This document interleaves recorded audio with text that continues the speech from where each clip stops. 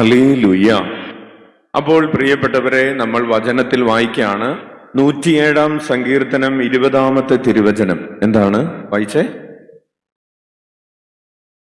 അവിടുന്ന് ബൈബിൾ എടുക്കാം. എല്ലാവരും ബൈബിൾ എടുത്തോ. അപ്പോൾ ഇന്ന് ഈശോ നമുക്ക് തരുന്ന ആദ്യത്തെ വചനം അതാണ്.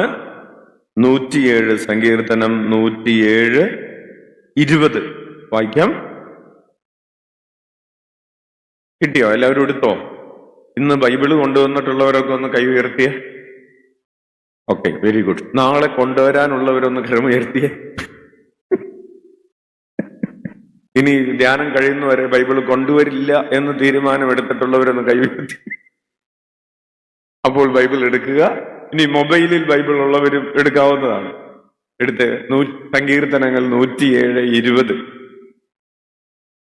ഇനി ബൈബിള് കൊണ്ടുവരാത്തവര് ഇനി പുസ്തകം കൊണ്ടുവന്നിട്ടുണ്ടാവും. പുസ്തകവും പേനയൊക്കെ കൊണ്ടുവന്നിട്ടുള്ളവരൊന്ന് കൈ ഉയർത്തിയേ. ഓക്കെ, നാളെ കൊണ്ടുവരാനുള്ളവരൊന്ന് കൈ ഉയർത്തിയേ. അപ്പോൾ ഇന്ന് കൊണ്ടുവന്നിട്ടുള്ളവര് എഴുതി വെക്കുക. 107 സങ്കീർത്തനങ്ങൾ 107:20 വായിച്ച കിട്ടിയവർ ഒരുമിച്ച് വായിച്ചോ. അവിടുന്ന് തന്റെ വചനമയച്ച് അവരെ സൗഖ്യമാക്കി വിനാശത്തിൽ നിന്ന് വിടുവിച്ചു. വലതുകരം ഉയർത്തി വീശിക്കൊണ്ടെന്ന് പറഞ്ഞ് അവിടുന്ന് തന്നെ വചനമയച്ച് അവരെ സൗഖ്യമാക്കി വിനാശത്തിൽ നിന്ന് വിടുവിച്ചു. ഇരുകരങ്ങളും ഉയർത്തി വീശിക്കൊണ്ടെന്ന് പറഞ്ഞ് അവിടുന്ന് തന്റെ വചനമയച്ച് അവരെ സുഖപ്പെടുത്തി വിനാശത്തിൽ നിന്ന് വിടുവിച്ചു. പ്രിയപ്പെട്ടവരെ, ദ ലിറ്റിൽ ഗോസ്പൽ എന്ന് പറയുന്ന ഒരു വചനഭാഗമുണ്ട്. എന്താണ് അച്ഛൻ പറഞ്ഞത്? ദ ലിറ്റിൽ ഗോസ്പൽ എന്ന് പറയുന്ന ഒരു വചനഭാഗം. അതായത് ആ വചനഭാഗം സുവിശേഷം മുഴുവൻ സംഗ്രഹിച്ചിരിക്കുന്ന ഒരു വചനഭാഗമാണ് എന്നാണ് ഈശോ വെളിപ്പെടുത്തിയത്. ഏതാണെന്നറിയാവോ? ഹല്ലേലൂയ, ഹല്ലേലൂയ, ഹല്ലേലൂയ. പ്രിയപ്പെട്ടവരെ, ദ ലിറ്റിൽ ഗോസ്പൽ എന്ന് പറയുന്ന വചനഭാഗം ഇതാണ്.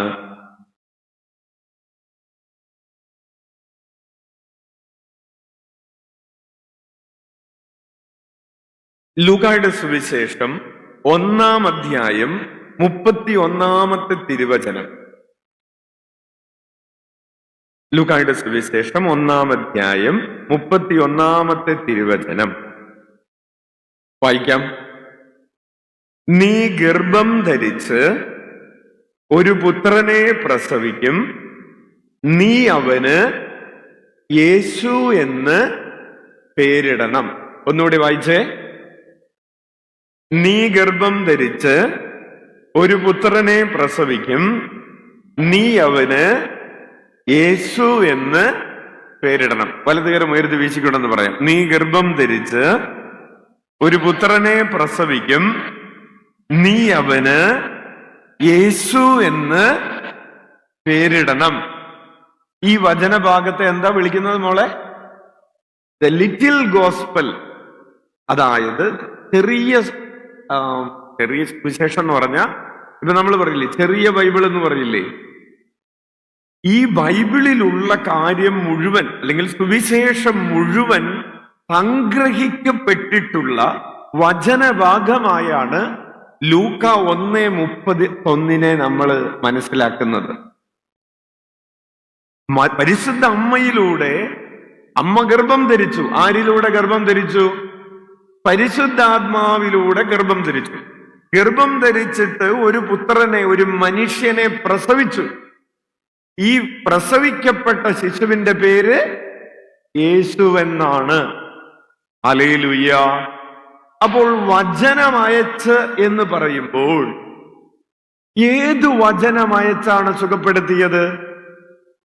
സുവിശേഷം മുഴുവൻ, അല്ലെങ്കിൽ പുതിയ നിയമം മുഴുവൻ, അല്ലെങ്കിൽ പഴയ നിയമവും പുതിയ നിയമവും മുഴുവനും ഇങ്ങനെ സംഗ്രഹിച്ചു വെച്ചിട്ടുള്ള വചനമാണ് യേശുനാമം.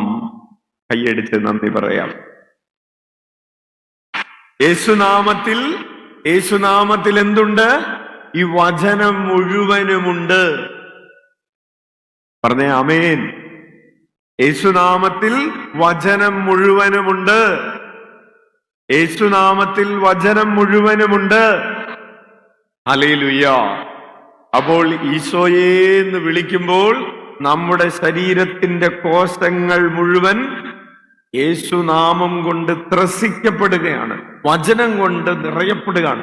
ഈശോയെ എന്ന് വിളിക്കുമ്പോൾ ശരീരത്തിലെ കോശങ്ങൾ മുഴുവൻ വചനം കൊണ്ട് നിറയപ്പെടുകയാണ്. യേശുനാമം വിളിക്കുമ്പോൾ അസ്ഥികൾ മുഴുവൻ വചനം കൊണ്ട് നിറയപ്പെടുകയാണ്. ഉച്ചി മുതൽ ഉള്ളങ്കാല് വരെ വചനം കൊണ്ട് നിറയപ്പെടുകയാണ്. കഴിഞ്ഞ ദിവസം ഒരു സഹോദരി സാക്ഷ്യം പറഞ്ഞത് എങ്ങനെയാണ്? ഈ സഹോദരിക്ക് ഭയങ്കര ബ്ലീഡിങ്. അങ്ങനെ ഡോക്ടറെ കാണാൻ ചെന്ന് കഴിഞ്ഞപ്പോൾ ഡോക്ടർ ക്യാൻസറിന്റെ ടെസ്റ്റ് നിർദ്ദേശിച്ചു. ഒവേറിയൻ ക്യാൻസറിന്റെ ബ്ലഡ് ടെസ്റ്റ് CA-125 നിർദ്ദേശിച്ച സമയത്ത് നിർദ്ദേശിച്ചു. അവര് പോയി ബയോപ്സി ചെയ്തു, CA-125 ചെയ്തു. വാല്യൂ ഒക്കെ ഭയങ്കര വ്യത്യാസമാണ്. അങ്ങനെ ക്യാൻസർ ആണെന്ന് സ്ഥിരീകരിച്ചു. അതിനുശേഷം ക്യാൻസർ ആണെന്ന് സ്ഥിരീകരിച്ചതിന് ശേഷം വേറൊരു ടെസ്റ്റ് ചെയ്യും. ആർക്കറിയാം? ഇവിടെ ക്യാൻസർ ഒക്കെ ഉള്ള ആൾക്കാരുടെ കഥകളൊക്കെ അറിയാലോ. പെറ്റ് സ്കാൻ എന്ന് പറയുന്ന ഒരു സ്കാൻ ഉണ്ട്. പെറ്റ് സ്കാൻ ചെയ്തു. ശരീരത്തിൽ ഈ ഓവറിയിൽ അല്ലാതെ എവിടെയൊക്കെ പടർന്നിട്ടുണ്ടെന്നറിയാൻ വീണ്ടും സ്കാൻ ചെയ്തു. സ്കാൻ ചെയ്തപ്പോ പറഞ്ഞു, ഓവറിയിൽ മാത്രമല്ല യൂട്രസിലേക്കും പല ആന്തരിക അവയവങ്ങളിലേക്കും ഇത് പടർന്നിട്ടുണ്ട് എന്ന് പറഞ്ഞു. അതിനുശേഷമാണ് ഈ ബയോപ്സിയുടെ റിപ്പോർട്ട്, പെറ്റ് സ്കാന്റെ റിപ്പോർട്ടൊക്കെ ആയിട്ടാണ് ഈ സഹോദരി ഇനി ചെയ്യാനുള്ളത് ഓപ്പറേഷൻ ചെയ്യണം, അതിനുശേഷം ക്യാൻസറിന്റെ ചികിത്സകൾ തുടങ്ങണം. അങ്ങനെയാണ് ഈ സഹോദരി ആവിലയിൽ പ്രാർത്ഥിക്കാൻ വേണ്ടി വന്നത്. എല്ലാ ദിവസവും ആവിലയില് 8:30 മുതൽ 9 മണി വരെ 1000 പ്രാവശ്യം ഈശോയേ എന്ന് വിളിക്കുന്ന ഒരു ശുശ്രൂഷയുണ്ട്. Praise the Lord. ഒരു ദിവസം എത്ര പ്രാവശ്യമാണ് വിളിക്കുന്നത്? ഒരു ദിവസം ഒരു 50 പ്രാവശ്യമെങ്കിലും ഈശോയെ എന്ന് വിളിക്കുന്നവരൊന്ന് കൈവയ്ക്ക്. പേരുള്ളോ? നിങ്ങൾ നുണ പറയാണ്. നിങ്ങൾ ഇതിൽ കൂടുതൽ വിളിക്കുന്നുണ്ട്. 50 പ്രാവശ്യമെങ്കിലും വിളിക്കുന്നില്ലേ? ഈ അച്ഛനപ്പോ വേറെ കാര്യം പറയേണ്ടി വരും. ക്രിസ്ത്യാനികൾ എന്ന് വിളിക്കുന്നതിന് മുമ്പ് അവര് വിളിച്ചിരുന്ന പേരെന്താണെന്നറിയാവോ? ഉത്തരം പറയുന്നവർക്ക് സമ്മാനം. വെറുതെ ഒന്നും പറയണ്ട, കാശിന് പറഞ്ഞാൽ മതി. ക്രിസ്ത്യാനികൾ എന്ന് വിളിക്കുന്നതിന് മുമ്പ് അവർക്ക് വേറൊരു പേരുണ്ടായിരുന്നു. ദൈവമക്കളോ?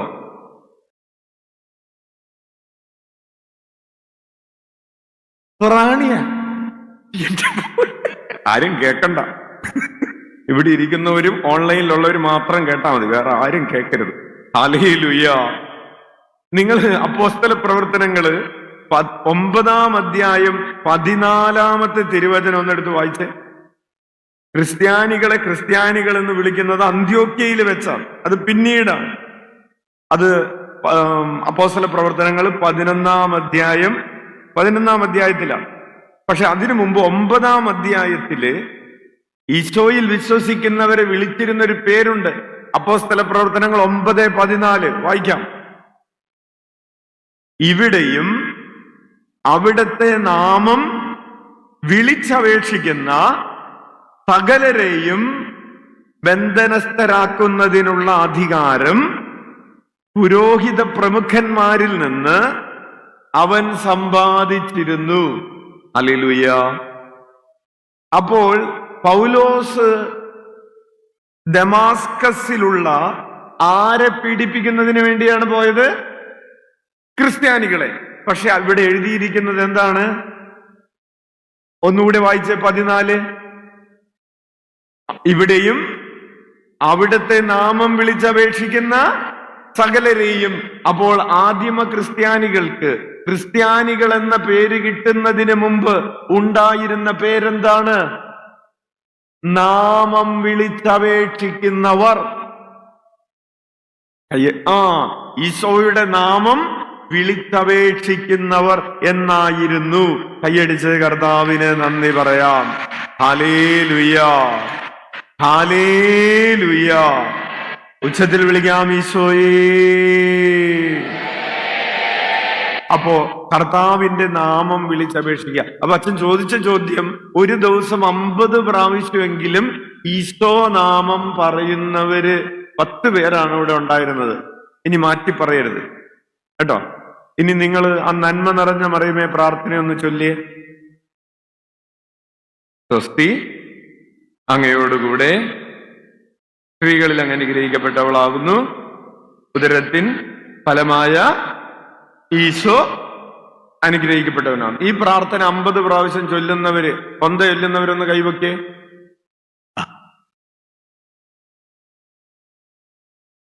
അപ്പൊ നിങ്ങൾ ഒരു പ്രാവശ്യം, ഒരു ദിവസം ഒരു കൊന്തെങ്കിലും ചെല്ലുന്നവരല്ലേ? അപ്പൊ മിനിമം എത്ര പ്രാവശ്യം ഈശോ നാമം പറയുന്നുണ്ട്? പ്രിയപ്പെട്ടവരെ, നന്മ നിറഞ്ഞ മറിയമേ പ്രാർത്ഥനയിൽ യേശുനാമം 1261 പ്രത്യേകമായി ആഡ് ചെയ്തതാണ്, വെറുതെ കയറി വന്നതല്ല. എന്തിനു വേണ്ടി? യേശുനാമ ഭക്തി പ്രചരിപ്പിക്കുന്നതിന്റെ ഭാഗമായിട്ടാണ് നന്മ നിറഞ്ഞ മറിയമേ പ്രാർത്ഥനയിൽ യേശുനാമം പ്രത്യേകമായി ഇൻസ്റ്റാൾ ചെയ്തത്. അതുവരെ അതുണ്ടായിരുന്നില്ല, ആ ചരിത്രം വേറെയാണ്. അപ്പോൾ നമ്മൾ നന്മ നിറഞ്ഞ മറിയമേ പ്രാർത്ഥന ചൊല്ലുമ്പോൾ ഏത് നാമം ഉച്ചരിക്കുന്നുണ്ട്? കൈയടിച്ച് കർത്താവിന് നന്ദി പറയാം. ഹല്ലേലൂയ. അപ്പോൾ പറഞ്ഞു വരുന്നത്, യേശുനാമം വിളിക്കുമ്പോൾ ഈ സുവിശേഷം മുഴുവനും നമ്മുടെ ഉള്ളിൽ കിടന്നിങ്ങനെ കറങ്ങാണ്. അപ്പോൾ ഈശോയെ എന്ന് വിളിക്കുമ്പോൾ അത്ഭുതം സംഭവിക്കും. നേരത്തെ പറഞ്ഞ ഈ സഹോദരി ഇവിടെ നേരെ പാവിലയിൽ 1000 പ്രാവശ്യം ഈശോയെ എന്ന് വിളിക്കുന്ന ശുശ്രൂഷ കഴിഞ്ഞ സമയത്ത് ഇവര് വന്നു. അപ്പൊ അച്ഛൻ അവിടെ ഉണ്ടായിരുന്നവരോട് പറഞ്ഞു, എല്ലാവരും ഈ സഹോദരിയുടെ നേരെ കൈ നീട്ടി 21 പ്രാവശ്യം ഈശോയെ എന്ന് വിളിക്കാൻ പറഞ്ഞു. ഈശോയെ എന്ന് വിളിച്ചു. പിറ്റേ ദിവസം ഇവര് പോയി ഓപ്പറേഷൻ ചെയ്തു. ഓപ്പറേഷൻ ചെയ്തപ്പോ സാധാരണ ഓപ്പറേഷൻ ചെയ്തതിന് ശേഷം അതുകൂടെ വീണ്ടും ബയോപ്സിക്ക് അയച്ചു. അത് ബയോപ്സിക്ക് അയച്ച് റിപ്പോർട്ട് വന്നു കഴിഞ്ഞപ്പോ ഡോക്ടർക്ക് റിലേറ്റ് ചെയ്യാൻ പറ്റുന്നില്ല. ഇത് നേരത്തെ എടുത്ത യൂട്രസിന്റെ ആ മുഴയാണോ, ഓവറിയിലെ ആ മുഴയാണോ, അത് തന്നെയാണോ ഇത്, അല്ലെങ്കിൽ മാറിപ്പോയോ? വീണ്ടൊക്കെ ടെസ്റ്റ് ചെയ്തു. പ്രിയപ്പെട്ടവരെ, ക്യാൻസർ ഇല്ല എന്ന റിപ്പോർട്ടുമായിട്ട് സാക്ഷ്യം പറഞ്ഞു. യൂട്യൂബിൽ സാക്ഷ്യം കിടക്കുന്നു. Hallelujah, hallelujah. അപ്പോൾ യേശുനാമം വിളിക്കുമ്പോൾ എന്ത് സംഭവിക്കും? വലിയ അത്ഭുതങ്ങൾ സംഭവിക്കും. ഒരു അത്ഭുതം കൂടി പറഞ്ഞ് അച്ഛൻ വചന ശുശ്രൂഷയിലേക്ക് കൂടുതൽ ഗൗരവമായിട്ട് നിങ്ങളൊന്ന്, ഒരു ഉണർവൊക്കെ ഉണ്ടാവണ്ടേ അല്ലേ? ഒരു ഉത്സാഹമൊക്കെ തോന്നണ്ടേ? ഒരു ഓഗസ്റ്റ് മാസം 13-ാം തീയതി ഒരു മേജർ മിറക്കിളാണ്. ഓഗസ്റ്റ് മാസം, ഈ വർഷം ഓഗസ്റ്റ് മാസം 13-ാം തീയതി അച്ഛനൊരു ഫോൺ കോൾ വന്നു. അച്ഛൻ അതെടുത്തു. അനുഷ എന്ന് പറയുന്ന ഒരു പെൺകുട്ടിയാണ്, നമ്മുടെ പാട്ട് പാടുന്ന ഹാജി ബ്രദറിന്റെ അടുത്ത നാട്ടിലുള്ള, തൊട്ടടുത്ത കുരുപ്പംകുറ്റിയിൽ ഉള്ള ഒരു പെൺകുട്ടിയാണ്. അപ്പോൾ ഈ പെൺകുട്ടി അച്ഛനോട് പറഞ്ഞു, അച്ഛാ ഞാൻ പ്രഗ്നന്റ് ആണ്. അച്ഛൻ പറഞ്ഞു, കൺഗ്രാജുലേഷൻ. അല്ലേ, പ്രഗ്നന്റ് ആണെന്ന് എന്താ പറയേണ്ടത്? നിങ്ങൾ പറയാറില്ലേ?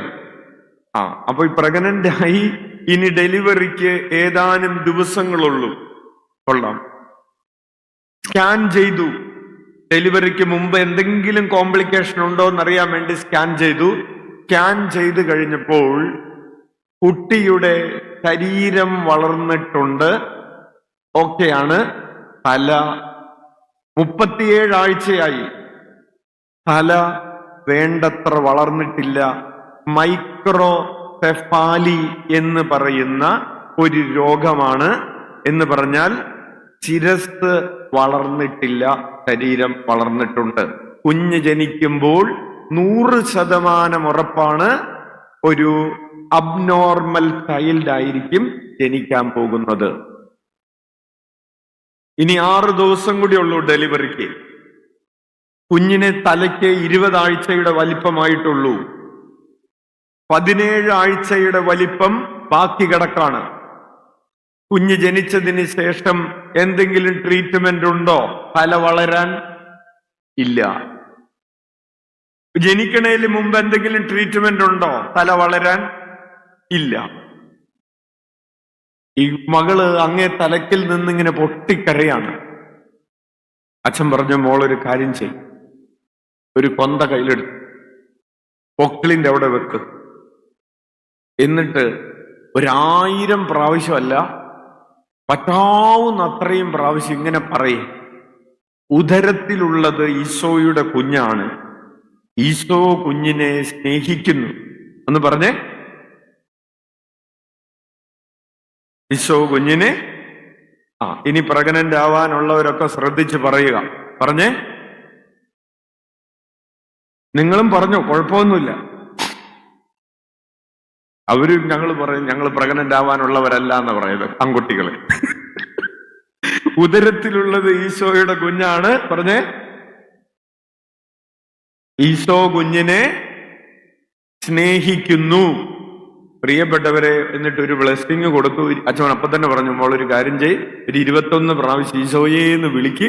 ഈശോയേന്ന് വിളിച്ചു, ഒരു ബ്ലെസ്സിങ് കൊടുത്തു. പരിശുദ്ധ അമ്മ എലിസബത്തിനെ സന്ദർശിച്ചപ്പോൾ എലിസബത്തിന്റെ ഉദരത്തിലുള്ള ശിശു പരിശുദ്ധാത്മാവിനാൽ നിറഞ്ഞതുപോലെ ഉദരത്തിലുള്ള കുഞ്ഞ് ഇപ്പോൾ തന്നെ പരിശുദ്ധാത്മാവിനാൽ നിറഞ്ഞ് ആരോഗ്യമുള്ള ഒരു കുഞ്ഞിനെ നൽകി അനുഗ്രഹിക്കട്ടെ. ഇതാണ് ഗർഭിണികൾക്ക് കൊടുക്കുന്ന ആശീർവാദം. അത് കൊടുത്ത് പ്രാർത്ഥിച്ചു. പ്രിയപ്പെട്ടവരെ, ഓഗസ്റ്റ് മാസം 19-ാം തീയതി, അപ്പൊ 13-ാം തീയതി ഈ റിപ്പോർട്ട് കിട്ടിയപ്പോൾ ഡോക്ടർമാര് പലരും മാറി മാറി പരിശോധിച്ചിട്ട് പറഞ്ഞു, 5-ാം മാസത്തിലെ സ്കാനിങ്ങിൽ, അനാമലി സ്കാനിങ്ങിൽ ഇത് കണ്ടുപിടിച്ചിരുന്നെങ്കിൽ നമുക്ക് അപ്പൊ തന്നെ അബോർട്ട് ചെയ്യാമായിരുന്നു. ഇപ്പൊ ഇത്രയായി, ഇനി ഡെലിവറിക്ക് 6 ദിവസം കൂടെ ഉള്ളൂ, ഇനി ഒന്നും ചെയ്യാൻ പറ്റില്ല. 5 മാസം കഴിഞ്ഞാൽ പിന്നെ അബോർഷൻ ഇല്ല. അപ്പൊ 5-ാം മാസമായിരുന്നെങ്കിൽ എന്ത് ചെയ്താനെ? നിങ്ങളാണെങ്കിൽ എന്ത് ചെയ്താനെ? ആരില്ല ഇവിടെ. അപ്പോൾ പ്രിയപ്പെട്ടവരെ, ഇവര് പ്രാർത്ഥിച്ചു. ഉദരത്തിലുള്ളത് ഈശോയുടെ കുഞ്ഞ്, യേശുനാമം പറഞ്ഞ് പ്രാർത്ഥിച്ചു. ഓഗസ്റ്റ് മാസം 19-ാം തീയതി കുഞ്ഞ് ജനിച്ചു. കുഞ്ഞ് ജനിച്ചപ്പോ ഡോക്ടർ തന്നെ കുഞ്ഞിനെയുമായിട്ട് അനുഷ്ഠയുടെ അടുത്തേക്ക് വന്നു. അനുഷ്ഠയെ വിളിച്ചു. എന്നിട്ട് പറഞ്ഞു, അനുഷ്ഠ, കർത്താവ് നിനക്കിതാ ഒരു കുഴപ്പവുമില്ലാത്ത കുഞ്ഞിനെ നൽകിയിരിക്കുന്നു. മെഡിക്കലി അൺഎക്സ്പ്ലെയിനബിൾ, വൈദ്യശാസ്ത്രപരമായ ഒരു വിശദീകരണവും ഇല്ലാത്ത ഒരു അത്ഭുതമാണ്. ഇനി അവിശ്വാസികളായിട്ടുള്ളവർക്ക് വിശദീകരണമുണ്ട്. അവര് വേണമെങ്കിൽ പറയും, നേരത്തെ എടുത്ത സ്കാൻ റിപ്പോർട്ട് തെറ്റായിരുന്നു, അങ്ങനെയും പറയും ചില ആളുകള്. അപ്പൊ ശരീരം ഓക്കെ ആയത് കണ്ടതോ? അതൊക്കെ അങ്ങനെ കാണും. വിശ്വസിക്കാൻ പറ്റാത്തവര്, അതുകൊണ്ടാണ് ജനതകളുടെ ഇടയിൽ പറഞ്ഞാൽ വിശ്വസിക്കാനാവാത്ത കാര്യങ്ങള് ഞാൻ നിങ്ങളുടെ ഇടയിൽ ചെയ്യും. ഹല്ലേലൂയ. പ്രിയപ്പെട്ടവരെ, 3-ാം മാസത്തെ സ്കാനിങ്ങിലും 5-ാം മാസത്തെ സ്കാനിങ്ങിലും അബോർഷൻ ചെയ്യണം, ടെർമിനേറ്റ് ചെയ്യണം, പ്രഗ്നൻസി ഡിസ്കണ്ടിന്യൂ ചെയ്യണം എന്നൊക്കെ പറഞ്ഞ 100 കണക്കിന്, ഇനി 100 കണക്കിന് എന്നുള്ളത് വിട്, ഒരു മിനിമം 100 കുട്ടികളെങ്കിലും ആവിലയുടെ തിരുമുറ്റത്ത് ഓടിക്കളിച്ച് നടക്കുന്നത് കാണാനുള്ളൊരു ഭാഗ്യം അച്ഛന് കർത്താവ് തന്നിട്ടുണ്ട്. കൈയടിച്ച് നന്ദി പറയാം. ബ്രെയിനില് വെള്ളക്കെട്ടാണെന്നും ഒരു കിഡ്നി ഇല്ലെന്നും ശ്വാസകോശത്തിന്റെ ഒരു ഭാഗം കാണാനില്ലെന്നും ഇന്നലെ 2-3 ദിവസം മുമ്പ് ഒരു കുഞ്ഞിനെ കൊണ്ടുവന്നു. ആ കുഞ്ഞിന്റെ സ്കാൻ ചെയ്തപ്പോ നെയ്സൽ ബോൺ ഇല്ലായിരുന്നു. നെയ്സൽ ബോൺ എന്ന് പറഞ്ഞാൽ മനസ്സിലായില്ലേ? മൂക്ക്. ഇവിടെ 2 ദ്വാരം മാത്രമേ ഉള്ളൂ, മൂക്കില്ല.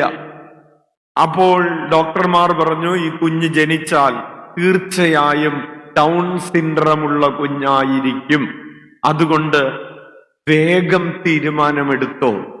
അപ്പൊ അവര് പറഞ്ഞു, ഞങ്ങൾ പോയി പ്രാർത്ഥിച്ചിട്ട് തീരുമാനമെടുക്കാൻ വേണ്ടി വരാം. അങ്ങനെ വന്നു. അവര് പറഞ്ഞു, അച്ഛാ, കുഞ്ഞിന്, അപ്പൊ ഇവർക്ക് ഓൾറെഡി ഒരു കുട്ടിയുണ്ട്, മൂത്ത ഒരു കുട്ടിയുണ്ട്, ഒരു പെൺകുട്ടി. അവൾക്ക് 6 വയസ്സായി. അപ്പോ 6 വർഷം കഴിഞ്ഞ് വീണ്ടും പ്രഗ്നന്റ് ആയിരിക്കുകയാണ്. അപ്പോഴാണ് കുഞ്ഞിന് നെയ്സൽ ബോൺ ഇല്ല. ഡോക്ടർമാര് പറഞ്ഞു, ഈ കുഞ്ഞ് ജനിച്ചാൽ ജീവിതകാലം മുഴുവൻ നിങ്ങൾക്ക് ഇത് ഭാരമായിരിക്കും. അതുകൊണ്ട് നിങ്ങൾക്ക് മൂത്ത കുട്ടിയെ തന്നെ മര്യാദക്ക് നോക്കാൻ പറ്റില്ല, നിങ്ങൾക്ക് അധികം പ്രായമൊന്നും ആയിട്ടില്ല, ഇതിനെ നിങ്ങൾ ടെർമിനേറ്റ് ചെയ്യേ, അടുത്ത കുട്ടിക്ക് വേണ്ടി ട്രൈ ചെയ്യേ. തീരുമാനങ്ങൾ ഡോക്ടർമാര് പറഞ്ഞു കഴിഞ്ഞു. അങ്ങനെയാണ് ഇവര് പ്രാർത്ഥിക്കാൻ വേണ്ടി വന്നത്.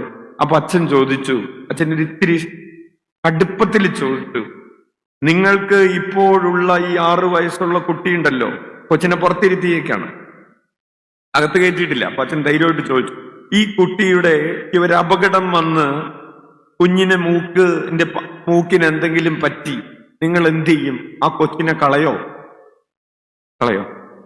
അല്ലെങ്കിൽ ആ കൊച്ചിന് ഒരു അപകടം സംഭവിച്ചു, ബ്രെയിൻ ഡാമേജ് സംഭവിച്ചു, അബ്നോർമലായി പോയി, സംഭവിക്കാലോ. നിങ്ങൾ ആ കുട്ടിയെ കളയോ? ഇല്ല. പിന്നെ ഉദരത്തിലുള്ള കുട്ടിയെ നിങ്ങൾ എന്ത് ചെയ്യാൻ പോവാണ്? തീരുമാനം എടുക്കാൻ പോവാണ്. എന്ത് തീരുമാനം? പുറത്തുള്ള കുട്ടിയും അകത്തുള്ള കുട്ടിയും തമ്മിൽ എന്തെങ്കിലും വ്യത്യാസമുണ്ടോ? ഇല്ല. രണ്ടും ആരുടെ കുട്ടികളാണ്? നമ്മുടെ കുട്ടികൾ അല്ലേ? നോ, രണ്ടും ഈശോയുടെ കുട്ടികളാണ്. രണ്ടും നമ്മുടെ കുട്ടികളാണ്, രണ്ടും ഈശോയുടെ കുട്ടികളാണ്. അപ്പോ നിങ്ങൾ ആദ്യം ഒരു തീരുമാനം എടുക്കുക, കുഞ്ഞെങ്ങനെയായാലും കുഞ്ഞിനെ കളയുകയില്ല, ഇത് ഈശോയുടെ കുഞ്ഞാണെന്ന് പറഞ്ഞ് സ്വീകരിക്കും. തീരുമാനമെടുത്തു. തീരുമാനമെടുത്തിട്ടാണ് ഇനി മരുന്ന്. ഹല്ലേലൂയ. തീരുമാനമെടുത്തിട്ട് അച്ഛൻ പറഞ്ഞു, ഇനി മരുന്ന് തരാം. മരുന്ന് കൊടുത്തു. ഉദരത്തിലുള്ളത് ഈശോയുടെ കുഞ്ഞാണ്. ഈശോ കുഞ്ഞിനെ സ്നേഹിക്കുന്നു. പ്രിയപ്പെട്ടവരെ, 5-ാം മാസത്തില് സ്കാൻ ചെയ്യുമ്പോ കുഞ്ഞിന്റെ മൂക്കില്ല. അവര് വീണ്ടും വന്നു, അച്ഛ മൂക്ക് വന്നിട്ടില്ല. അത് മാത്രമല്ല, ഇവിടെ താടിയല്ലില്ലേ, ഇതിന്റെയും കുറച്ച് സാധനങ്ങൾ കാണാനില്ല. മരിച്ച വിശ്വാസികളുടെ ആത്മാക്കൾക്ക് തമ്പുരാന്റെ മനോഗുണത്താൽ മോക്ഷത്തിൽ ചേരുവാൻ ഇടയുണ്ടാകട്ടെ.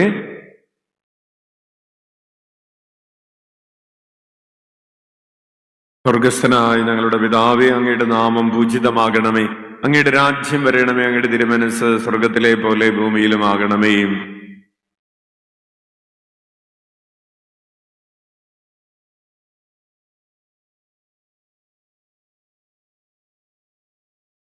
നന്മ നിറഞ്ഞ മറിയമേ, സ്വസ്തി, കർത്താവ് അങ്ങയോടുകൂടെ സ്ത്രീകളിൽ അങ്ങ് അനുഗ്രഹിക്കപ്പെട്ടവളാകുന്നു. അങ്ങയുടെ ഉദരത്തിൻ ഫലമായ ഈശോ അനുഗ്രഹിക്കപ്പെട്ടവനാകുന്നു.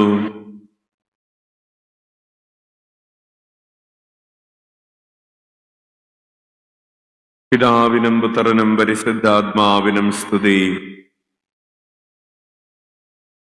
Praise the Lord. ഹല്ലേലൂയ. പ്രിയപ്പെട്ടവരെ, ഇവര് പ്രാർത്ഥിച്ചു, സ്ഥിരതയോടെ പ്രാർത്ഥിച്ചു. കർത്താവ് അവർക്ക് ഒരു കുഴപ്പവുമില്ലാത്ത കുഞ്ഞ് ജനിച്ചപ്പോ കുഞ്ഞിന് മൂക്കുണ്ട്, താടിയെല്ലുണ്ട്, നമ്മളെക്കാൾ നല്ല മൂക്കുണ്ട്. കൈയടിച്ച് കർത്താവിന് നന്ദി പറയാം. പറഞ്ഞു വരുന്നത്, കർത്താവിന്റെ നാമം വിളിക്കുമ്പോ ശരീരത്തിൽ അത്ഭുതങ്ങൾ സംഭവിക്കും. അതുപോലെ തന്നെ നമ്മുടെ ആത്മാവിലും അത്ഭുതങ്ങള്. പ്രിയപ്പെട്ടവരെ, കഴിഞ്ഞ 9 വർഷങ്ങൾക്കുള്ളിൽ ആവിലയിലെ 900 കുടുംബങ്ങളില് അത്ഭുതകരമായി സന്താന സൗഭാഗ്യം നൽകി അനുഗ്രഹിച്ചതിന്റെ സാക്ഷ്യങ്ങള് യൂട്യൂബിൽ നിങ്ങൾ ഇങ്ങനെ ഒന്ന് സെർച്ച് ചെയ്താൽ മതി. Gift of child testimony, gift of child Avila സദെന്ന് സെർച്ച് ചെയ്താൽ നിങ്ങൾക്ക് യൂട്യൂബിൽ തന്നെ ഒരു 100 കണക്കിന് സാക്ഷ്യങ്ങൾ, ഇൻഡിവിജ്വൽ സാക്ഷ്യങ്ങൾ കാണാൻ പറ്റും. ഹല്ലേലൂയ. അതായത് നിങ്ങൾക്കിനി ഒരു കാലത്തും കുട്ടികൾ ഉണ്ടാവില്ല. IVF ചെയ്താലും ഒരു പ്രതീക്ഷയില്ല. അവര് IVFകാര് പറ്റാവുന്ന കാശൊക്കെ മേടിച്ചെടുത്തിട്ട് വീട്ടിൽ പറഞ്ഞു വിട്ടവര്, അല്ലെങ്കിൽ ഡോണറെ വെക്കണം, നിങ്ങൾക്ക് കൗണ്ടില്ല, നിങ്ങളിൽ നിന്ന് കുട്ടി ഉണ്ടാവില്ല, ഡോണറെ വെക്കണം, ബീജത്തിന് ഡോണറെ വെക്കണം, അല്ലെങ്കിൽ അണ്ടത്തിന് ഡോണറെ വെക്കണം എന്നൊക്കെ പറഞ്ഞവരെ പോലും കർത്താവ് തന്റെ നാമം വിളിച്ചപേക്ഷിച്ചതിന്റെ ഫലമായി കുഞ്ഞുങ്ങളെ നൽകിയതിന്റെ ഒരു 900 സാക്ഷ്യങ്ങൾ കർത്താവ് ആ വിലയിൽ തന്നിട്ടുണ്ട്. കൈയടിച്ച് നന്ദി പറയാം. അച്ഛൻ ഇതൊക്കെ ഈ ആരംഭ ദിവസത്തിൽ പറയുന്നത് ഈശോയേന്ന് വിളിക്കുമ്പോ അസാധ്യമായത് നമ്മൾ അവിടെ എഴുതി വെച്ചിട്ടുള്ളത് പോലെ കർത്താവിന്റെ നാമം വിളിച്ചപേക്ഷിക്കുന്നവർ രക്ഷ പ്രാപിക്കും. നമുക്ക് രക്ഷ എവിടെയൊക്കെ ആവശ്യമുണ്ട്? ശരീരത്തിന് രക്ഷ ആവശ്യമുണ്ട്, ഇല്ലേ? ശരീരത്തിന് രക്ഷ ആവശ്യമുണ്ട്. പിന്നെ അവിടെ അപ്പൊ ശരീരത്തിന്റെ സൗഖ്യത്തിന്റെ 1-2 കാര്യങ്ങളാണ് അച്ഛൻ പറഞ്ഞാൽ തീരില്ല. ആയിരക്കണക്കിനുണ്ട്, 10,000-കണക്കിനുണ്ട് സാക്ഷ്യങ്ങൾ. ക്യാൻസറിന്റെ തന്നെയുണ്ട് ഒത്തിരി. അപ്പോൾ പിന്നെ മനസ്സിന് സൗഖ്യം ആവശ്യമുണ്ട്, വേണ്ടേ? ശരീരം മാത്രം ഒക്കെ ആയാൽ മതിയോ? നമ്മുടെ മനസ്സിന് ആവശ്യമുണ്ട്. ചില ആത്മാവിന് സൗഖ്യം ആവശ്യമുണ്ട്. മനസ്സിന്റെ സൗഖ്യം എന്താണെന്ന് അച്ഛൻ പറയാം, ഇല്ലേ? സമാധാനം വേണ്ടേ? ശരീരത്തിന് എന്തുണ്ട്? കൈക്ക് വേദനയുണ്ടോ? ഇല്ല. തലവേദനയുണ്ടോ? ഇല്ല. കാലുവേദനയുണ്ടോ? ഇല്ല. പക്ഷെ എന്താണ്? ഒരു സുഖമില്ല. കയ്യും കാലും ഒക്കെ ഓക്കെയാണ്, പക്ഷെ ഒരു സുഖമില്ല. ആശുപത്രി പോണോ? വേണ്ട. ആശുപത്രി പോയിട്ട് എന്ത് പറയാനാണ്? മനസ്സിന് സുഖമില്ലെന്ന്. അപ്പൊ ഡോക്ടർ എന്ത് പറയും? മെന്റൽ ആശുപത്രി പോകാം. ഹല്ലേലൂയ, ഹല്ലേലൂയ. പ്രിയപ്പെട്ടവരെ, നമുക്ക് ചില വിടുതൽ കിട്ടേണ്ട ചില മേഖലകളുണ്ട്. എന്താണത്? ചില അന്ധവിശ്വാസത്തിന്റെ മേഖലകളുണ്ട്. വിശ്വാസം വർദ്ധിച്ചതിനനുസരിച്ച് അന്ധവിശ്വാസങ്ങൾ കൂടിക്കൂടി വരികയാണ്. പണ്ടില്ലാത്തത് വിധം ഇപ്പോൾ മനുഷ്യന് ഭയങ്ങൾ കൂടിക്കൂടി വരുന്നു. അച്ഛനൊരു ചോദ്യം ചോദിക്കാൻ പോവാണ്. നിങ്ങൾക്കെതിരെ ആരോ എന്തോ ചെയ്തു വെച്ചിട്ടുണ്ട് എന്ന്, അതുകൊണ്ടാണ് നിങ്ങൾ രക്ഷ പ്രാപിക്കാത്തതെന്ന് നിങ്ങളോട് ആരെങ്കിലും പറഞ്ഞിട്ടുണ്ടെങ്കിൽ, അച്ഛനൊന്നുകൂടി ആവർത്തിക്കാം. നിങ്ങളുടെ അടുത്ത് വന്ന് പ്രാർത്ഥിക്കുന്ന ആരോ, അല്ലെങ്കിൽ നിങ്ങൾ എവിടെയോ എന്തോ പ്രാർത്ഥിക്കാനൊക്കെ പോയപ്പോ നിങ്ങളോട് ചില ആളുകൾ ഇങ്ങനെ പറഞ്ഞു, എന്ത്? നിങ്ങൾക്കെതിരെ ആരോ എന്തോ ചെയ്തു വെച്ചിട്ടുണ്ട്, ഓക്കെ, അതുകൊണ്ടാണ് നിങ്ങൾ രക്ഷ പ്രാപിക്കാത്തത് എന്ന് പറയുന്നത് നിങ്ങൾ കേട്ടിട്ടുണ്ടെങ്കിൽ ഒന്ന് കൈ ഉയർത്താവോ? പേടിക്കൊന്നും വേണ്ട, ഫോട്ടോ ഒന്നും എടുക്കുന്നില്ല. കുറച്ചു പേര് കൈ ഉയർത്തിയിട്ടുണ്ട്. നിങ്ങൾക്കെതിരെ ആരോ എന്തോ ചെയ്തു വെച്ചിട്ടുണ്ട്. കുറച്ചു പേര് കൈ ഉയർത്തിയിട്ടുണ്ട്. കുറച്ചു പേർക്ക് ഉയർത്തണമെന്നുണ്ട്, പക്ഷെ ഒരു നാണവും പേടിയൊക്കെ ഉള്ളതുകൊണ്ട് പൊക്കുന്നില്ല. അവിടെ ഇരിക്കട്ടെ. ഓക്കെ. അപ്പോൾ ആരോ എന്തോ ചെയ്തു വെച്ചിട്ടുണ്ടെന്ന് പറഞ്ഞത് കൊണ്ടാണ് നിങ്ങൾ രക്ഷ പ്രാപിക്കുകയില്ല എന്ന് പറഞ്ഞിട്ടില്ലേ? അപ്പൊ എന്ത് ചെയ്യണം? അവര് ചെയ്തു വെച്ചത് ഒന്നില്ലെങ്കിൽ എടുത്തു കളയണം, അല്ലെങ്കിൽ അതിന് തിരിച്ചു ചെയ്യണം. 1. 2, അപ്പോ ആരോ എന്തോ കുഴിച്ചിട്ടിട്ടുണ്ട്. 2, നിങ്ങളുടെ വീടിരിക്കുന്ന സ്ഥാനം തെറ്റാണ്. നിങ്ങൾ ആ വീട്ടിൽ താമസിക്കുന്നത് കൊണ്ടാണ് നിങ്ങൾ രക്ഷ പ്രാപിക്കാത്തത്. അല്ലെങ്കിൽ നിങ്ങളുടെ വീടിന്റെ കണക്ക് തെറ്റാണ്. അല്ലെങ്കിൽ നിങ്ങളുടെ വീട്ടിലുള്ള കന്നിമൂലയിലാണ് കക്കൂസ് എന്നോ അടുക്കളയെന്നോ ഒക്കെ പറഞ്ഞിട്ടുണ്ട്. ഇത്തിരി പൊളിച്ചു മാറ്റണമെന്നോ കൂട്ടിപ്പണിയണമെന്നൊക്കെ പറഞ്ഞിട്ടുണ്ട് എന്ന് അങ്ങനെ ആരെങ്കിലും നിങ്ങളോട് പറഞ്ഞിട്ടുണ്ടെങ്കിൽ ഒന്ന് കൈ ഉയർത്താവോ പ്ലീസ്? Very good. ഹല്ലേലൂയ.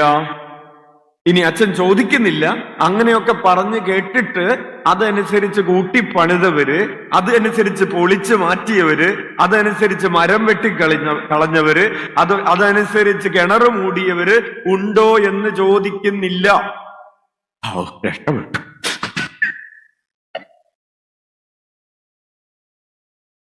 ഹല്ലേലൂയ, ഹല്ലേലൂയ. പ്രിയപ്പെട്ടവരെ, രക്ഷ പ്രാപിക്കാൻ വേണ്ടി വചനം നൽകുന്ന കർത്താവ് തരുന്ന മാർഗം എന്താണ്? റോമാക്കാർക്ക് എഴുതിയ ലേഖനം എടുക്കാം. റോമാക്കാർക്ക് എഴുതിയ ലേഖനം 10-ാം അധ്യായം 13-ാമത്തെ തിരുവചനം വായിച്ചേ. റോമാക്കാർക്ക് എഴുതിയ ലേഖനം 10-ാം അധ്യായം 13-ാമത്തെ തിരുവചനം വായിക്കാം. വായിച്ചോ, ഉറക്കെ വായിച്ചോ. ഇത്തിരി കൂടി സ്വരത്തിൽ വായിച്ചേ. എന്തെന്നാൽ കർത്താവിന്റെ നാമം വിളിച്ചപേക്ഷിക്കുന്ന എല്ലാവരും രക്ഷ പ്രാപിക്കും. വലതുകരമുയർത്തി വീശിക്കൊണ്ടെന്ന് പറഞ്ഞ്, എന്തെന്നാൽ കർത്താവിന്റെ നാമം വിളിച്ചപേക്ഷിക്കുന്ന എല്ലാവരും രക്ഷ പ്രാപിക്കും. ഇരുകരങ്ങൾ ഉയർത്തി വീശിക്കൊണ്ടെന്ന് പറഞ്ഞ്, എന്തെന്നാൽ കർത്താവിന്റെ നാമം വിളിച്ചപേക്ഷിക്കുന്ന എല്ലാവരും രക്ഷ പ്രാപിക്കും. ഹല്ലേലൂയ. വീട് കൂട്ടിപ്പണിയുന്ന എല്ലാവരും രക്ഷ പ്രാപിക്കുമെന്നാണോ എഴുതി വച്ചിരിക്കുന്നത്? അല്ല. കുഴിച്ചിട്ടത് എടുത്തു കളയുന്ന എല്ലാവരും രക്ഷ പ്രാപിക്കുമെന്നാണോ എഴുതി വച്ചിരിക്കുന്നത്? അല്ല. എന്ത് ചെയ്യുന്നവരാണ് രക്ഷ പ്രാപിക്കുന്നത്? പ്രിയപ്പെട്ടവരെ, ഇപ്പോൾ ഒത്തിരി പേരിറങ്ങിയിട്ടുണ്ട്. എന്തെന്നും പറഞ്ഞാണെന്നറിയാവോ? കുഴിച്ചിട്ടത് എടുത്തു തരാമെന്ന് പറഞ്ഞോണ്ട്, കൂടോത്രം എടുത്തു തരാം, മന്ത്രവാദം. പണ്ട് അമ്മി കുത്താനുണ്ടോ എന്ന് ചോദിച്ചുകൊണ്ട് നടക്കാറുണ്ടായിരുന്നില്ലേ? ഇപ്പൊ ഇങ്ങനെ ചോദിച്ചുകൊണ്ട് നടക്കുന്നുണ്ട്, കൂടോത്രം എടുത്ത് കളയാനുണ്ടോ. അപ്പൊ നമ്മൾ വിളിക്കും, ചേട്ടാ വാ, ഞങ്ങളുടെ വീട്ടിൽ വല്ലതുണ്ടോ എന്ന് നോക്കിയെന്ന് പറയും. അപ്പൊ അവരുണ്ടോ എന്ന് നോക്കിയിട്ട് എടുത്ത് കളയും. അപ്പൊ നമ്മൾ പറയും, രക്ഷ പ്രാപിച്ചു. പ്രിയപ്പെട്ടവരെ, അങ്ങനെയാണെങ്കിൽ അച്ഛന്റെ ചോദ്യം, ഈശോ മിശിഹ കുരിശിൽ മരിക്കേണ്ട കാര്യമുണ്ടായിരുന്നോ? കൂട്ടിപ്പണിതാൽ വീട്, കണക്ക് തെറ്റായിട്ടുള്ള വീട് കണക്ക് ശരിയായി പണിതാൽ നിങ്ങൾ രക്ഷ പ്രാപിക്കുമെങ്കിൽ ഈശോ കുരിശിൽ മരിക്കേണ്ട കാര്യമുണ്ടായിരുന്നു. പൗലോസ് പറയുകയാണ്, കർത്താവ് ഈശോ മിശിഹായുടെ കുരിശിലല്ലാതെ മറ്റൊന്നിലും ഞാൻ അഭിമാനിക്കുകയില്ല, നാം മറ്റൊന്നിലും മറ്റാരിലും രക്ഷയില്ല. ആകാശത്തിന് കീഴെ. അടുത്ത വചനം എടുത്തോ. യേശുനാമവുമായി ബന്ധപ്പെട്ട അടുത്ത വചനമാണ് അപ്പോസ്തല പ്രവർത്തനങ്ങൾ 4:12. എടുത്തേ, എഴുതി വെച്ചോ. അപ്പോസ്തല പ്രവർത്തനങ്ങൾ 4:12.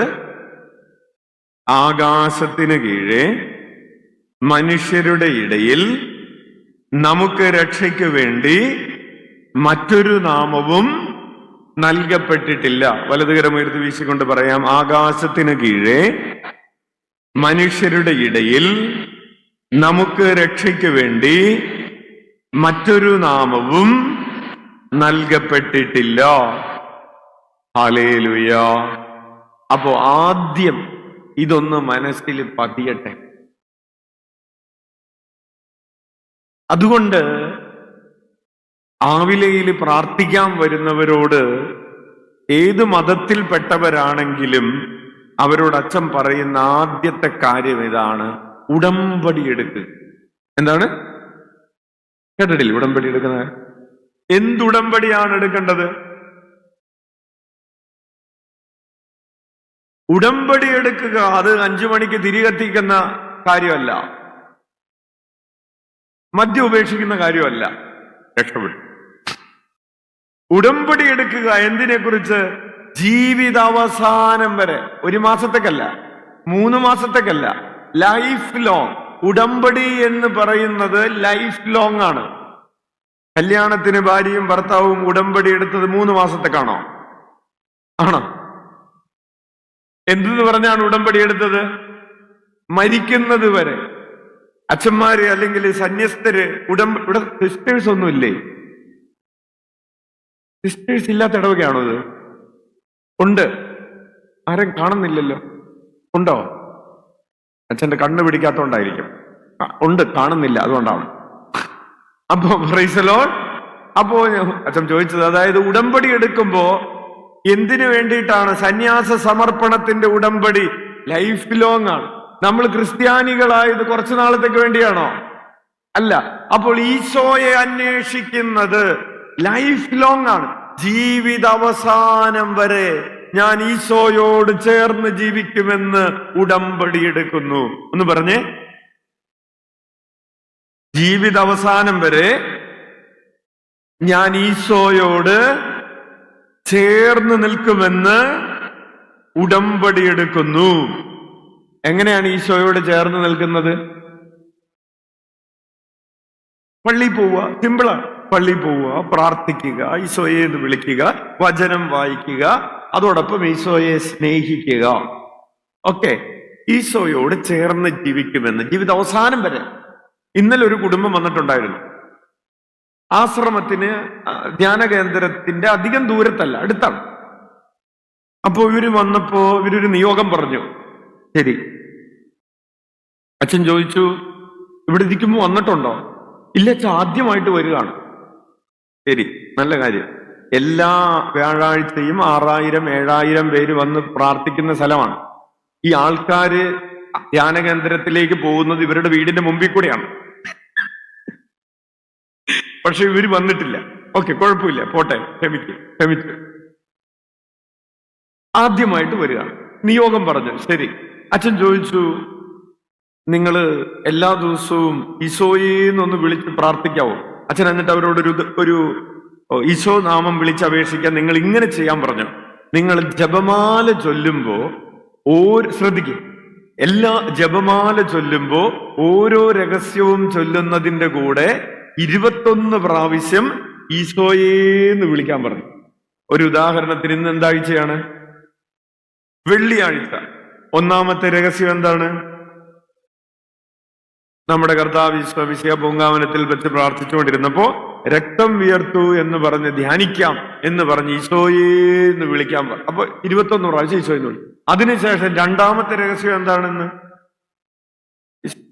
പിലാത്തോസിന്റെ വീട്ടിൽ വെച്ച് കമ്മിറ്റിയിലാണ്. അത് പറഞ്ഞതിന് ശേഷം 21 പ്രാവശ്യം ഈശോയെന്ന് വിളിച്ചിട്ട് വേണം ബാക്കി സ്വർഗസ്ഥനായും 10 നന്മ നിറഞ്ഞറിയും ചെല്ലാനെന്ന് പറഞ്ഞു കൊടുത്തു. അത് പറഞ്ഞതിന് ശേഷം അച്ഛനൊരു സംശയം. അപ്പൊ ഇവരിങ്ങനെ നിൽക്കുന്നുണ്ട്. അച്ഛൻ ചോദിച്ചു, കൊന്ത ചൊല്ലുന്നുണ്ടോ? കൊന്ത ചെല്ല, വീട്ടിൽ കൊന്ത പോലും ചെല്ലാത്തവരോടാണ് അച്ഛൻ പറയുന്നത് രഹസ്യം ചൊല്ലിയിട്ട്. ഹല്ലേലൂയ. അപ്പോ അച്ഛന് മടുത്തു. പള്ളിയിൽ വന്നിട്ടില്ല എന്നുള്ളത് കേട്ടപ്പോ തന്നെ നമുക്ക് ഇല്ലേ? അപ്പൊ അത് പോട്ടെ, ഇനി വീട്ടിലും പ്രാർത്ഥനയില്ല, പള്ളിയിലും പ്രാർത്ഥനയില്ല. അപ്പൊ അച്ഛൻ ചോദിച്ചു, ശരിക്കും എന്താണ് വന്നതപ്പോ? അപ്പൊ അവര് പറഞ്ഞു, അച്ഛാ, എന്തോ ഞങ്ങളുടെ വീട്ടില 2.5 പവന്റെ മാല കാണാനില്ല. എന്താ പള്ളിയിൽ വന്നാൻ കാരണം? പള്ളിയിൽ വരാനുള്ള കാരണം എന്താണ്? 2.5 പവന്റെ മാല കാണാനില്ല. ഇപ്പൊ സ്വർണത്തിന് ഭയങ്കര വിലയാണ് അച്ഛാ.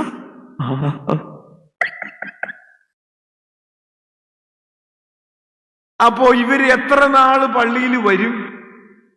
ഇത് കണ്ടു കിട്ടുന്നത് വരെ വരും, അല്ലേ? അതിനുശേഷം പഴയ പോലെ ആവൂ, ആണോ? അപ്പൊ ഇവരെ കൊണ്ട് ഒരു ഉടമ്പടി എടുപ്പിക്കണം. എന്താണ്? സ്വർണമാല കിട്ടിയാലും ഇല്ലെങ്കിലും ജീവിത അവസാനം വരെ ഞാൻ ഈശോയോട് ചേർന്ന് നിൽക്കും. പ്രിയപ്പെട്ടവരെ, എല്ലാം കിട്ടിയിട്ടും ഈശോയെ കിട്ടിയില്ലെങ്കിൽ, ബാക്കി പറ, ഒന്നും പറയുന്നില്ലേ നിങ്ങള്? എല്ലാം കിട്ടിയിട്ടും ഈശോയെ കിട്ടിയില്ലെങ്കിൽ ഒന്നും കിട്ടിയിട്ടില്ല. നിങ്ങൾക്കൊന്നും കിട്ടിയില്ല, പക്ഷെ ഈശോയെ കിട്ടി, നിങ്ങൾക്ക് എല്ലാം കിട്ടി. കൈയടിച്ച് കർത്താവിന് നന്ദി പറയാം. അൽഫോൻസാമ പ്രാർത്ഥിച്ചു, രോഗമൊന്നും മാറിയില്ല. പക്ഷെ അവൾക്ക് ആരെ കിട്ടി? ഈശോയെ കിട്ടി. ഇപ്പുറത്ത് ഒല്ലൂര് നമ്മുടെ അഭിപ്രാസ്യമ്മ, അവള് പ്രാർത്ഥിച്ചു, പക്ഷെ സഹനങ്ങളൊന്നും മാറിയില്ല. പക്ഷെ അവൾക്ക് ആരെ കിട്ടി? ഈശോയെ കിട്ടി. അതുകൊണ്ട് അവൾ എല്ലാം കിട്ടിയവളായി മാറി. നമുക്ക് പലതും കിട്ടുന്നുണ്ട്, പക്ഷെ ഈശോയെ കിട്ടിയില്ല. അതുകൊണ്ട് നമ്മൾ ആരെ കിട്ടാത്തവരെ പോലെയാണ്? ഒന്നും കിട്ടാത്തവരെ പോലെയാണ്. ഹല്ലേലൂയ, ഹല്ലേലൂയ. പ്രിയപ്പെട്ടവരെ, നമ്മൾ ആരെ പോലെ ആകേണ്ടവരാണ്? ഈശോയെ പോലെ ആകേണ്ടവരാണ്. ഈ ലോകത്തിൽ നമുക്ക് പലതും കിട്ടി, പക്ഷെ നമ്മൾ ഈശോയെ പോലെ ആയില്ല. നമ്മളുടെ ജീവിതം, പറയടാ മക്കളെ, അച്ഛൻ ചോദിച്ചത് കേട്ടോ നീ? നിനക്ക് പരീക്ഷയിൽ ഫുൾ A+ കിട്ടിയില്ലേ? വിചാരിക്ക് കിട്ടിയെന്ന്. വിചാരിച്ച് ഫുൾ A+ മുഴുവൻ മാർക്ക് കിട്ടി. പക്ഷെ നീ ഈശോയെ പോലെ ആയില്ല. നിനക്ക് ഒന്നും കിട്ടിയില്ല. നിന്റെ ജന്മം എന്തായി പോയി? പാഴായി പോയി അല്ലേ? അതല്ലേ പറഞ്ഞത്? ഒരു സമ്മാനം തരാം. എന്താ അവൻ പറഞ്ഞതെന്നറിയാവോ? ഈശോയെ പോലെ ആയില്ല, അതുകൊണ്ട് ജന്മം പാഴായിപ്പോയി. കൈയടിച്ചത് മിടുക്കനാണ്ടാ. അപ്പൊ നമ്മൾ ഈശോയെ പോലെ ആയില്ലെങ്കിൽ നമ്മളുടെ ജന്മം പാഴായി പോകും. ഞങ്ങൾ നാട്ടിൽ പറയുന്ന ഒരു കണ്ണൂരല്ല, ഇവിടെ എറണാകുളത്ത് പറയുന്ന, തൃശ്ശൂർ അത് പറയുമെന്ന് അറിഞ്ഞുകൂടാ, കോഞ്ഞാട്ടയായി പോയി എന്ന് പറയും. തൃശ്ശൂർ അത് തന്നെയാണോ? തേങ്ങാക്കൊലയായി എന്ന് പറയും, കോഞ്ഞാട്ടയായി എന്ന് പറയും. ഹല്ലേലൂയ. അപ്പൊ ഈശോയെ പോലെ ആയില്ലെങ്കിൽ നമ്മൾ എന്തായി പോകും? അപ്പൊ ഇപ്പൊ നമ്മൾ എന്തായിട്ടിരിക്കാണ്? ഇപ്പൊ നമ്മൾ കോഞ്ഞാട്ട.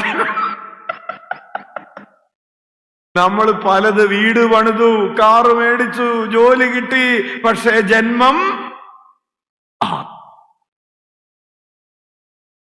അപ്പോൾ നമ്മുടെ ജന്മം പാഴായി പോകാതിരിക്കണമെങ്കിൽ എന്തു വേണം? ഈശോയെ പോലെ ആകണം. ഹല്ലേലൂയ. അപ്പൊ അച്ഛൻ, നമ്മുടെ ധ്യാനത്തിന്റെ പേരെന്താണ്? ദൈവാനുരൂപണ ധ്യാനം എന്ന് പറഞ്ഞാൽ എന്താണ്? ദൈവത്തെ പോലെ ആകുക. നമ്മുടെ പ്രിയപ്പെട്ട തുങ്കുഴിപ്പിതാവിന്റെ എപ്പിസ്കോപ്പൽ മുദ്രയിൽ ഒരു വാക്കുണ്ടായിരുന്നു. ഓർമ്മയുള്ളവര് പറയും. തുങ്കുഴിപ്പിതാവിന് നമ്മള് ഏറ്റവും ഗ്രാൻഡായിട്ട് അല്ലേ ഒരു മടക്കയാത്രയൊക്കെ നൽകി അയച്ചതാണ്. തുങ്കുഴിപ്പിതാവ് കാലം ചെയ്തിട്ട് ഇത്രയും കുറച്ച് ദിവസമായിട്ടുള്ളൂ.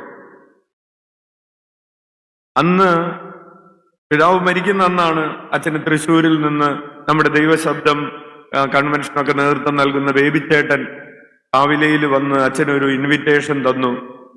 അച്ഛ, അടുത്ത കൊല്ലത്തെ 2026 ദൈവശബ്ദം കൺവെൻഷന് വേണ്ടി അച്ഛനെ ക്ഷണിക്കാൻ വേണ്ടി വന്നാണെന്ന് പറഞ്ഞിട്ട് അന്ന് തന്നെ പിതാവ് മരിച്ചു. ഹല്ലേലൂയ. ഒരു ഇൻവിറ്റേഷൻ കിട്ടിയപ്പോഴേക്കും ഇനിയിപ്പോ ഇവിടെ പുതുക്കാട് എന്താണ് സംഭവിക്കാൻ പോണെന്ന് നിങ്ങൾ ശ്രദ്ധിച്ചിരുന്നോ? അപ്പൊ അത് പോട്ടെ. അപ്പൊ തുങ്കുഴിപ്പിതാവിന്റെ ഒരു മോട്ടോ ഉണ്ടായിരുന്നു. അതെന്താണ്? പറയുന്നവർക്ക് അച്ഛൻ സമ്മാനം തരും. പറയട്ടെ, അച്ഛൻ പറയട്ടെ, നിങ്ങൾ പറയോ? പിതാവിനോട് സ്നേഹമുള്ളവരാരെങ്കിലും ഇവിടെ ഉണ്ടെങ്കിൽ പറ. നിങ്ങളെല്ലാവരും പറയുന്നുണ്ട്, പക്ഷെ അച്ഛനൊന്നും കേൾക്കാൻ പറ്റുന്നില്ല. അച്ഛൻ പറയാം, ക്രിസ്തു നിങ്ങളിൽ രൂപപ്പെടും. ബാക്കി പറ. അത്രേ ഉള്ളൂ. ക്രിസ്തു നിങ്ങളിൽ രൂപപ്പെടുന്നതുവരെ, until Christ is formed in you. ഇതായിരുന്നു പിതാവിന്റെ മോട്ടോ. പിതാവിന്റെ ആ സ്ഥാനചിഹ്നത്തിൽ പിതാവ് എഴുതി വെച്ചത്, ക്രിസ്തു നിങ്ങളിൽ, ഈ ക്രിസ്തു തൃശൂക്കാരിൽ രൂപപ്പെടുന്നതുവരെ. ഹല്ലേലൂയ, ഹല്ലേലൂയ. പ്രിയപ്പെട്ടവരെ, അതൊരു വചനമാണ്. ഏതാണ് ആ വചനം?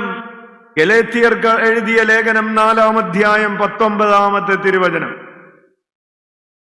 ഗലാത്യർക്ക് എഴുതിയ ലേഖനം 4-ാം അധ്യായം 19-ാമത്തെ തിരുവചനത്തിൽ പൗലോസ് പറയുന്ന വചനമാണ് തുങ്കുഴിപ്പിതാവ് എടുത്തുവെച്ചത്. വായിക്കാം. എന്റെ കുഞ്ഞുമക്കളെ, ക്രിസ്തു നിങ്ങളിൽ രൂപപ്പെടുന്നതുവരെ വീണ്ടും ഞാൻ നിങ്ങൾക്ക് വേണ്ടി ഈറ്റുനോവ് അനുഭവിക്കുകയാണ്. വലതുകരമുയർത്തി വീശിക്കൊണ്ടെന്ന് പറഞ്ഞ്, എന്റെ കുഞ്ഞുമക്കളെ, ക്രിസ്തു നിങ്ങളിൽ രൂപപ്പെടുന്നതുവരെ വീണ്ടും ഞാൻ നിങ്ങൾക്കു വേണ്ടി ഈറ്റുനോവ് അനുഭവിക്കുന്നു. ഇരുകരങ്ങളും എഴുതി വീശിക്കൊണ്ട് പറയാം, എന്റെ കുഞ്ഞു മക്കളെ, ക്രിസ്തു നിങ്ങളിൽ രൂപപ്പെടുന്നതുവരെ വീണ്ടും ഞാൻ നിങ്ങൾക്കു വേണ്ടി ഈറ്റുനോവ് അനുഭവിക്കുന്നു. മക്കളെ, ആൺകുട്ടികൾ ആദ്യം പറ, ഈറ്റുനോവ് എന്ന് പറഞ്ഞാൽ എന്താണെന്നറിയാവോ? അറിഞ്ഞൂടാ. വേദന, കൈയുടെ വേദന അല്ലേ? ഷോൾഡറിൽ ഉണ്ടാവുന്ന വേദന. ഈറ്റുനോവ് എന്ന് പറഞ്ഞാൽ എന്താണ്? പ്രസവ വേദന. പ്രസവ വേദന അനുഭവിച്ചിട്ടുള്ളവരൊക്കെ ഒന്ന് കൈവൊക്കെ. കുറച്ച് ചേട്ടന്മാര് കൈവക്കുന്നുണ്ട്. ഹല്ലേലൂയ. പ്രസവ വേദന ഇത് തുടങ്ങിക്കഴിഞ്ഞാൽ എന്ത് ചെയ്യണം? ഇത് മാറും? എപ്പോ മാറും? ഞങ്ങൾക്ക് അറിഞ്ഞുകൂടാ അല്ലേ? എപ്പോ മാറും? പ്രസവത്തോടെ മാറും. അതുവരെ വേദന മാറില്ല, നോർമലായിട്ട്. ചില ആളുകൾക്ക് വേദന വരും പോവും, വേദന വരും പോവും, എക്സെപ്ഷൻ ഉണ്ട്. അത് പോട്ടെ. അപ്പോൾ പൗലോസപ്പോസ്തലന് ഒരു പ്രസവ വേദന. നിങ്ങൾ ചിരിക്കണം എന്തിനാ? അയ്യോ പൗലോസ്, അയ്യേ മോശം അല്ലേ? പൗലോസ് അപ്പോസ്തലന് പ്രസവ വേദന ഉണ്ടായത് അതുപോലെ ഒരു വേദന. എന്തിനു വേണ്ടിയിട്ടാണ്? ക്രിസ്തു നിങ്ങളിൽ രൂപപ്പെടണം. ആരിലൊക്കെ ആരോടൊക്കെ വചനം പ്രഘോഷിച്ചുവോ, ആരൊക്കെ ക്രിസ്ത്യാനിയായി മാറിയോ, അവരിലെല്ലാവരിലും ആര് രൂപപ്പെടണം? ക്രിസ്തു രൂപപ്പെടണം. രൂപപ്പെടുന്നില്ലല്ലോ എന്നുള്ളൊരു വേദന. ക്രിസ്ത്യാനിയായി, പക്ഷെ അവനിൽ ഈശോയുടെ ഒരു ഗുണവുമില്ല. പൗലോസിനൊരു വേദനയാണ്. ക്രിസ്ത്യാനിയായവൻ കള്ളുകുടിച്ച് നടക്കുന്നു. പൗലോസിന് വേദനയാണ്. ക്രിസ്ത്യാനിയായവൻ സ്വാർത്ഥമതിയായി ജീവിക്കുന്നു. ക്രിസ്ത്യാനിയായവൻ ഭാര്യയെ തല്ലുന്നു. ക്രിസ്ത്യാനിയായവൻ ഭാര്യയെ ഉപേക്ഷിച്ച് വേറെ ബന്ധത്തിന് പോകുന്നു. ക്രിസ്ത്യാനിയായവള് ഭർത്താവിനെയും മക്കളെയും വഞ്ചിക്കുന്നു. ക്രിസ്ത്യാനിയായവള് തോന്നിയവന്റെ പിറകെ വീട് വിട്ടിറങ്ങി പോകുന്നു. തെറ്റായ പ്രണയബന്ധത്തിൽ പോകുന്നു. പൗലോസിന് വേദനയാണ്. ക്രിസ്ത്യാനിയായവന് തിരുനാളെന്ന് പറഞ്ഞ് വീട്ടില് കള്ളുകുടി നടത്തുന്നു. ഇല്ലേ? ക്രിസ്ത്യാനിയായവര് തിരുനാളിന്, പള്ളിപ്പെരുന്നാളിന് കള്ളു കുടിക്കാത്തവരൊന്ന് കൈവയ്ക്കേ. കുറെ പേരുണ്ട്. സന്തോഷം. കള്ളു വിളമ്പാത്ത ഭവനങ്ങള് ഒന്ന് കൈവയ്ക്കുക. അമ്മിറ്റിമാരുടെ ഭാഗത്ത് ഒരാഴ്ച കണ്ടു. ശരി. വീട്ടില് കല്യാണത്തിന് മദ്യം വിളമ്പാത്തവരൊന്ന് കൈവയ്ക്കേ. കുറെ പേരുണ്ട്. ശരി. വിളമ്പുന്നവര് കൈപൊക്കിയെന്ന് അച്ഛൻ പറയാത്തത് എന്തിനു വേണ്ടിയാണെന്നറിയാവോ? എന്തിനു വേണ്ടിയാണ്? നിങ്ങളെ വിഷമിപ്പിക്കാതിരിക്കാൻ വേണ്ടി. ആദ്യത്തെ ദിവസമല്ലേ, നാളെ വിഷമിപ്പിക്കാം. Hallelujah, hallelujah. കൊച്ചിന്റെ ജ്ഞാനസ്നാനത്തിന് മദ്യം വിളമ്പാത്തവര് കൈപൊക്ക്. കുർബാന കൊള്ളപ്പാടിന് മദ്യം വിളമ്പാത്തവര് കൈപൊക്ക്. തൈര് ലേപനത്തിന്, അത് രണ്ടും കൂടെ ഒരുമിച്ച് പോകുന്നുണ്ട്. പോട്ടെ. ഇനി കല്യാണം പറഞ്ഞു, കുർബാന കൊള്ളപ്പാട്. ക്രിസ്തുമസ് വരുവാണല്ലോ. ക്രിസ്തുമസിന് മദ്യം വിളമ്പാത്തവര് ഒന്ന് കൈപൊക്ക്. ഈസ്റ്ററിന് കള്ളു കുടിക്കാത്ത കുടുംബങ്ങള്, ഭർത്താവ് കുടിക്കുന്നുണ്ടെങ്കിൽ അതിന്റെ കുറച്ച് ഷെയർ, ഉത്തരവാദിത്വം ഭാര്യക്കൂടെ ഉണ്ട്. അതുകൊണ്ട് ഈസ്റ്ററിന് മദ്യം വിളമ്പാത്ത കുടുംബങ്ങൾ ഒന്ന് കൈവക്ക്. കുറെ പേരുണ്ട്. കൈയടിച്ച് കർത്താവിന് നന്ദി പറയാം. നിങ്ങൾ കൈവക്കിയപ്പോ അച്ഛന് മനസ്സിലായി കുറെ പേര് കൈവക്കുന്നുണ്ടെന്ന് മനസ്സിലായ കൂട്ടത്തിൽ വേറൊരു കാര്യം കൂടെ മനസ്സിലായി. എന്താണ്? കുറെ പേർക്ക് കൈവക്കാൻ ആഗ്രഹമുണ്ടെങ്കിലും പൊക്കാൻ പറ്റുന്നില്ല. അപ്പോ എന്താണ് അതിന്റെ അർത്ഥം? ക്രിസ്തു നമ്മളിൽ രൂപപ്പെട്ടിട്ടില്ല. പ്രിയപ്പെട്ടവരെ, ക്രിസ്തു രൂപപ്പെട്ടവന് രണ്ട് കാര്യങ്ങളുണ്ട്. നമ്മൾ കർത്താവിന്റെ കരമാണോ അന്വേഷിക്കുന്നത്, മുഖമാണോ അന്വേഷിക്കുന്നത് എന്നതൊരു ചോദ്യമാണ്. ധ്യാനത്തിന് വരുന്നത് കർത്താവിന്റെ കരം അന്വേഷിച്ചിട്ടാണോ കർത്താവിന്റെ മുഖം അന്വേഷിച്ചിട്ടാണോ? നമ്മൾ ഉടമ്പടി എടുക്കുന്നത്, പ്രാർത്ഥിക്കുന്നത് കർത്താവിന്റെ കരം കിട്ടാനാണോ മുഖം കിട്ടാനാണോ? ഇത് തമ്മിലുള്ള വ്യത്യാസം? കർത്താവിന്റെ കരം അന്വേഷിക്കുവിനെന്ന് നിങ്ങൾ ബൈബിളിൽ ഒരിടത്തും നോക്കിയാൽ കാണില്ല. പക്ഷെ ഇങ്ങനെ ഒരു കൽപ്പന ബൈബിളിൽ കിടക്കുന്നുണ്ട്, കർത്താവിന്റെ മുഖം അന്വേഷിക്കുവിൻ എന്ന് അവിടുന്ന് കൽപ്പിച്ചു. സങ്കീർത്തനങ്ങൾ 27:8 എടുത്തേ, സങ്കീർത്തനങ്ങൾ എടുത്തേ. സങ്കീർത്തനങ്ങൾ ഒരു കൽപ്പനയാണ്. അച്ഛൻ എല്ലാ തീമുകൾക്കുമുള്ളൊരു ആമുഖം ഇന്ന് പെട്ടെന്ന് പറഞ്ഞു പോവാണ്. നാളെ ഡീറ്റെയിൽഡ് ആയിട്ട് പറയാം.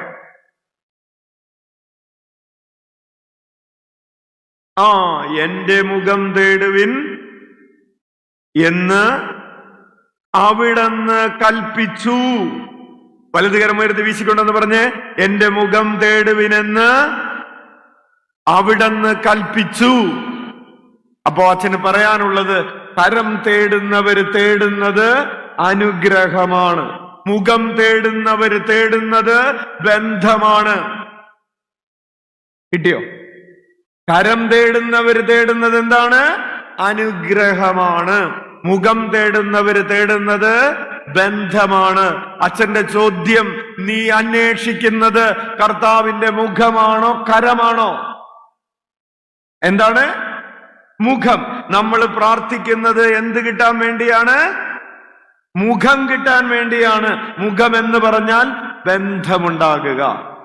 നമ്മൾ പിള്ളേരോട് ഇങ്ങനെ പറയാറില്ലേ, എടാ പ്രാർത്ഥിക്കടാ, പറയാറില്ലേ? നമ്മുടെ കാര്യങ്ങളൊക്കെ ഒന്ന് നടക്കണ്ടേ, പറയാറില്ലേ? എന്താണ്? എടാ പ്രാർത്ഥിക്കടാ, കാര്യങ്ങള് നടക്കണ്ടേ. അപ്പൊ പ്രാർത്ഥിക്കുന്നത് എന്തിനു വേണ്ടിയാണ്? കാര്യം നടക്കാൻ വേണ്ടിയാണ്. നീ എല്ലാ ദിവസവും ഒന്ന് പള്ളിയിൽ പോടാ, നമ്മുടെ കാര്യങ്ങളൊക്കെ ഒന്ന് നടക്കണ്ടേ, വേണം. എന്തിനു വേണ്ടിയാ പള്ളി പോകുന്നത്? അല്ലേ? നീ ഒന്ന് ബൈബിള് വായിക്കാം, ആ വചനം നീ 1000 പ്രാവശ്യം എഴുത്, ആ തടസ്സങ്ങൾ മാറട്ടെ. അപ്പൊ എന്തിനാ വചനം 1000 പ്രാവശ്യം എഴുതിയത്? തടസ്സം. Hallelujah, hallelujah. നീ ഒരു ധ്യാനത്തിന് പോ, നിന്റെ ബന്ധനങ്ങളൊക്കെ ഒന്ന് മാറട്ടെ. അപ്പൊ എന്തിനാ ധ്യാനത്തിന് പോയത്? ബന്ധനം. അച്ഛൻ ഒരു മകനോട് പറഞ്ഞു, എടാ നീ ധ്യാനത്തിന് പോ. അപ്പൊ അവൻ ധ്യാനത്തിന്റെ പേര് നോക്കിയിട്ട് പറഞ്ഞു, ആന്തരിക സൗഖ്യ ധ്യാനം. എന്നിട്ട് അവൻ പറഞ്ഞു, എനിക്കതിന് ആന്തരിക സൗഖ്യത്തിന് ഒരു കുറവില്ലല്ലോ. അപ്പൊ അവൻ ധ്യാനത്തിന് പോണോ? വേണ്ട. വേറൊരു ധ്യാനത്തിന്റെ പേര് നോക്കിയിട്ട് പറഞ്ഞു, ബന്ധനം വിടുതൽ ധ്യാനം. എന്നിട്ട് പറഞ്ഞു, എനിക്കതിനൊരു ബന്ധനവും ഇല്ല, ഞാൻ പിന്നെ എന്തിനാണ് ഇത് വിടുതലിന് പോണത്? ഒരാളോട് അച്ഛൻ ചോദിച്ചു, ചേട്ടാ ഇപ്പൊ പള്ളിയിലൊന്നും കാണുന്നില്ലല്ലോ. അപ്പൊ ചേട്ടൻ പറഞ്ഞു, അച്ഛാ എന്റെ പ്രശ്നങ്ങളൊക്കെ മാറി. അപ്പൊ അതിന്റെ അർത്ഥം എന്താണ്? ചേട്ടൻ ഇപ്പൊ എന്താണ് നൊവേനൊക്കെ ഒന്ന്, വ്യാഴാഴ്ചയാണ് അവിടെ പ്രാർത്ഥന, വ്യാഴാഴ്ച ഒന്നും കാണാനില്ലല്ലോ. അച്ഛനോട് പറയാൻ മറന്നുപോയി, എന്റെ പ്രശ്നങ്ങളൊക്കെ മാറി അച്ഛാ. അപ്പൊ ഇനി പള്ളിയിൽ വരേണ്ട കാര്യമില്ല. അപ്പോൾ നമ്മൾ പള്ളിയിൽ പോയത് എന്തിനാണ്? പ്രശ്നം മാറാൻ, രോഗം മാറാൻ, അല്ലെങ്കിൽ വിസാ തടസ്സം മാറാൻ. അപ്പൊ ഉടമ്പടി എടുക്കാൻ പറയുന്നത് എന്തിനു വേണ്ടിയാണെന്നറിയാവോ? നീ ജീവിതകാലം മുഴുവൻ ഈശോയോട് ചേർന്ന് ജീവിക്കും. ഇതാണ് പ്രിയപ്പെട്ടവർ ഒരു ഉടമ്പടി. രണ്ടാമത്തെ ഉടമ്പടി, എന്റെ സർവ കഴിവുകളോടും കൂടെ ഈശോയ്ക്ക് വേണ്ടി ജീവിക്കും. Praise the Lord. നാളെ പറഞ്ഞുതരാം. അപ്പോ നമ്മുടെ ധ്യാനത്തിന്റെ പേരിനെ കുറിച്ച് പലർക്കും ഡൗട്ടുണ്ട്. പലരും പറയുമ്പോൾ തെറ്റിപ്പോകുന്നുണ്ട്. ഒന്ന് പറഞ്ഞ മര്യാദ. മൈക്ക് വേണോ? പറയാം. വേണ്ട. എന്താണ്? മക്കളൊന്ന് പറഞ്ഞേ, സ്വരത്തിൽ പറഞ്ഞേ. ഒന്നും ക്ലിയർ ആവുന്നില്ല. ദൈവാനുരൂപണ ധ്യാനം എന്ന് പറഞ്ഞാൽ പ്രിയപ്പെട്ടവരെ, അത് തുങ്കുഴി പിതാവിന്റെ മോട്ടോയിൽ പറഞ്ഞതുപോലെ എന്താണ്? ക്രിസ്തു നമ്മളിൽ രൂപപ്പെടുന്നതിനെ കുറിച്ചാണ്. നിങ്ങൾക്ക് എന്തെങ്കിലും കിട്ടുന്നതിനെ കുറിച്ചല്ല, നിങ്ങളുടെ ജോലി തടസ്സം മാറുന്നതിനെ കുറിച്ചല്ല, വിവാഹ തടസ്സം മാറുന്നതിനെ കുറിച്ചല്ല, വസ്തു ഇടപാട് നടക്കുന്നതിനെ കുറിച്ചല്ല, പിള്ളേരുടെ പഠനത്തിന്റെ തടസ്സങ്ങൾ മാറി പിള്ളേര് നല്ലോണം പഠിക്കാൻ തുടങ്ങുന്നതിനെ കുറിച്ചല്ല, ഇന്റർവ്യൂ പാസ്സാവുന്നതിനെ കുറിച്ചല്ല, നിങ്ങൾ ഈശോയെ പോലെ ആകുന്നതിനെ കുറിച്ചാണ് ധ്യാനം. സൗകര്യം ഉണ്ടെങ്കിൽ വന്നാ മതി, വേണമെങ്കിൽ വന്നാ മതി. കൈയടിച്ചെന്ന് കർത്താവിന് നന്ദി പറഞ്ഞേ. നമ്മളുടെ കൺവെൻഷൻ എന്തിനെ കുറിച്ചാണ്? ഈശോയെ പോലെ ആകുന്നതിനെ കുറിച്ചാണ്. ഈശോയെ പോലെ ആകില്ലെങ്കിൽ നിനക്ക് ജോലി കിട്ടിയാലും, വസ്തു ഇടപാട് നടന്നാലും, കടബാധ്യത മാറിയാലും, ഭവന നിർമ്മാണം നടന്നാലും, രോഗം മാറിയാലും നിന്റെ ജീവിതം എന്തായി മാറും? എന്തായി മാറും? പാഴായി മാറും. ഹല്ലേലൂയ. നീ ഈശോയെ പോലെ ആയി തീർന്നെങ്കിൽ നിനക്ക് ജോലി കിട്ടിയില്ലെങ്കിലും ഭവന നിർമ്മാണം. കഴിഞ്ഞ ദിവസം ഒരു ചേച്ചി വന്നിട്ട് പറഞ്ഞു, അച്ഛൻ 27 കൊല്ലമായിട്ട് വാടക വീട്ടിലാണെന്നോ. എന്ത് കഷ്ടമാണല്ലേ. അപ്പൊ അച്ഛൻ ചോദിച്ചു, നിങ്ങൾ ഈ വാടക വീട് ആയത് എന്താണ്? കല്യാണം കഴിഞ്ഞ് 2 കൊല്ലം കഴിഞ്ഞപ്പോഴേക്കും അപ്പനും അമ്മയെ ഇറക്കി വിട്ടതാണ്. അത് അപ്പനും അമ്മയുടെയും സ്വഭാവ ഗുണം കൊണ്ട് ഇറക്കി വിട്ടതാണോ അല്ലെങ്കിൽ ഇവരുടെ ഗുണം കൊണ്ട് ഇറക്കി വിട്ടതാണോ എന്ന് നിങ്ങൾ ചിന്തിക്കണ്ട. അത് നമ്മുടെ എന്തായാലും ഇറങ്ങി പോകേണ്ട വന്നു. അപ്പൊ അന്ന് തൽക്കാലത്തേക്ക് ഒരു വാടക വീട് എടുത്തതാണ്. കല്യാണം കഴിഞ്ഞ് 2 കൊല്ലം കഴിഞ്ഞപ്പോ, ഒരു കുട്ടിയൊക്കെ ആയപ്പോ അന്ന് വാടക വീട് എടുത്തിട്ട് ഇന്നേ വരെ അതിൽ നിന്നൊരു മോചനം കിട്ടിയിട്ടില്ല. 27 കൊല്ലമായിട്ട് വാടക വീട്. പ്രിയപ്പെട്ടവർ, ഇതുപോലെ 100 കണക്കിന് പ്രശ്നങ്ങൾ നിനക്കുണ്ടെങ്കിലും നീ ഈശോയെ പോലെ ആയാൽ നിന്റെ ജീവിതം ലാഭമാണ്. നീ ഈശോയെ പോലെ ആയില്ലെങ്കിൽ നിന്റെ ജീവിതം നഷ്ടമാണ്. അപ്പോൾ ഒരാളുടെ ജീവിതം ലാഭമാണോ നഷ്ടമാണോ എന്ന് കണക്കിലെടുക്കേണ്ടത് എന്ത് നോക്കിയിട്ടാണ്? ഈശോയെ പോലെ ആയോ ഇല്ലയോ എന്ന് നോക്കിയിട്ടാണ്. നിന്റെ ജീവിതത്തിൽ നീ പറയും, ഒരു മെച്ചപ്പാടുമില്ലച്ചോ. എന്താണ് ഉദ്ദേശിക്കുന്നത്? കടബാധ്യതയാണച്ചോ, സമാധാനമില്ലച്ചോ. ശരി, നിന്റെ ജീവിതം ഈശോയെ പോലെ ആയോ എന്ന് പരിശോധിക്കുന്നുണ്ടോ? ഇനി നമ്മൾ മെച്ചപ്പാടുണ്ടോ എന്നോ മെച്ചപ്പാടില്ല എന്നോ പറയേണ്ടത് പണത്തിന്റെ കണക്ക് നോക്കിയിട്ടല്ല, നിനക്കുള്ള സൗകര്യങ്ങളുടെ കണക്ക് നോക്കിയിട്ടല്ല, നീ എത്രമാത്രം നിന്റെ ഹൃദയം ഈശോയെ പോലെ ആയി എന്നതിന്റെ കണക്കെടുത്തിട്ടാണ് മെച്ചപ്പാടുണ്ടോ ഇല്ലയോ എന്ന് പറയേണ്ടത്. Praise the Lord. ഹല്ലേലൂയ. അതുകൊണ്ട് പ്രിയപ്പെട്ടവരെ, ഈ 5 ദിവസങ്ങളിൽ നമ്മൾ ധ്യാനിക്കുന്നത് എപ്രകാരം എനിക്ക് ഈശോയെ പോലെ ആകാൻ പറ്റും. ഹൃദയത്തില്, ആത്മാവില് പൗലോസ് പറയുന്നത് പോലെ, ഞാൻ ജീവിക്കുന്നു, എന്നാൽ ഞാനല്ല, എന്നിൽ ക്രിസ്തുവാണ് ജീവിക്കുന്നത്. ഇതിനെയാണ് ആത്മീയ പക്വത എന്ന് പറയുന്നത്. നീ ഒരുപക്ഷെ പള്ളിക്കാര്യങ്ങളൊക്കെ നടത്തുന്നുണ്ടാവും, ഇവിടെ നേതൃത്വം കൊടുക്കുന്നുണ്ടാവും, പലതും ചെയ്തുണ്ടാവും. ചിലപ്പോ കരിസ്മാറ്റിക് ഗ്രൂപ്പിലുണ്ടാകും, പ്രയർ ഗ്രൂപ്പിലുണ്ടാകും, എല്ലാ കാര്യങ്ങളൊക്കെ മുൻപന്തിയിലുണ്ടാകും. പക്ഷേ ഞാനല്ല ജീവിക്കുന്നത്, എന്നിൽ ക്രിസ്തുവാണ് ജീവിക്കുന്നത് എന്ന് പറയാൻ പറ്റുന്ന സാഹചര്യമാണ് ആത്മീയ പക്വതയുടെ സാഹചര്യം എന്ന് പറയുന്നത്. അതാണ് ഇന്നത്തെ അവസാനത്തെ വചനം. ഇന്നത്തെ അവസാനത്തെ വചനം നിങ്ങളോട് പറയാനുള്ളത് ഗലാത്യർക്ക് എഴുതിയ ലേഖനം 2:20. ഗലാത്യർക്ക് എഴുതിയ ലേഖനം 2:20 എടുത്ത് വായിക്കാം.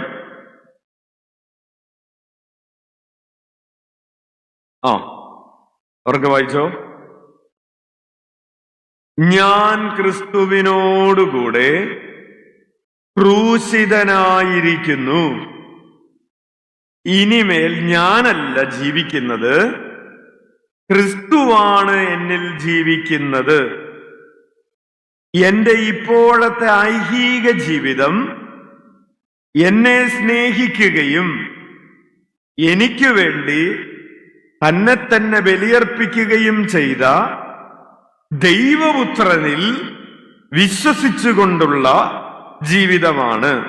പലതീരം എഴുതി വീശിക്കൊണ്ട് പറഞ്ഞ, ഞാൻ ക്രിസ്തുവിനോടുകൂടെ ക്രൂശിതനായിരിക്കുന്നു. ഇനിമേൽ ഞാനല്ല ജീവിക്കുന്നത്, ക്രിസ്തു ജീവിക്കുന്നത്.